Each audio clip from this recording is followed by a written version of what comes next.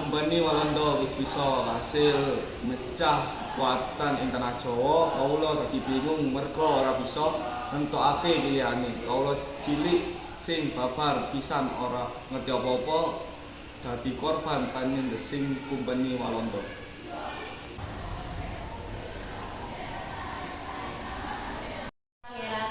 Nanging sedaya menika sampun dadosaken mendha anggenipun njejekaken ageng.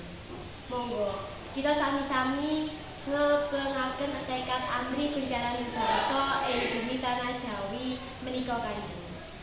Nerimaku dene kabeh isih tetep kengketelan tekad sing jejeg mribumi tanah Jawa ora kalindih marang sapa wae. Kyai Kudanawarsa lan kuwi Rangga Panambang mbok menawa wis titiwancine ngebak kanthi sarana perang benteng Walanda ing Ngayogyakarta. Tetepa nganggo cara dedemitan, wewelutan lan jejemblungan. Kabeh wae padha ngestokake dawuh.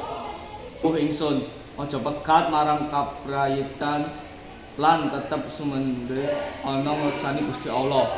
Tiji tibe. Mari kabeh. Tiji tibe. Bukti siji bukti kabeh. Sudah bulat, ketetapan sudah diputuskan. RM Said menyusuri jalan takdirnya. Benteng Veldetbroek yang terletak di Yogyakarta diserbunya. Tindakan RM Said tersebut membuat gusar dan khawatir Keraton Soekarno dan Yogyakarta. Kompeni Belanda kembali melancarkan aksi pecah belahnya. Hingga akhirnya pada tanggal 17 Maret 1757 terjadilah perjanjian yang masyhur disebut Perjanjian Salatiga. Perjanjian tersebut ditandatangani oleh Sultan Hamengkubuwana I, Pakubuwana III, RM Said dan VOC diwakili oleh Nicholas Hatik.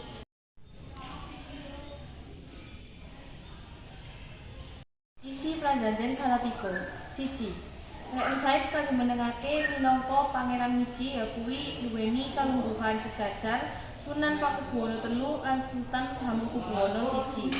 2. Ora dikeparengake lenggah ana dampar bencana. 3. Ora dikeparengake amangun bangsa witana. 4. Ora dikeparengake yasa alun-alun lan ringin sakembaran. 5. Ora dikeparengake paring pidana pati. 6. Keparingan paiten lungguh 4.000 karya. Dadiya seksi kabeh dina iki nyentuh bandara RM Said utawa Pangeran Mangkunagara jumeneng nata kanthi sesebutan Kanjeng Gusti Pangeran Adipati Arya Mangkunagara. Tiji tibe. Mari siji mari kabeh. Tiji tibe. Bukti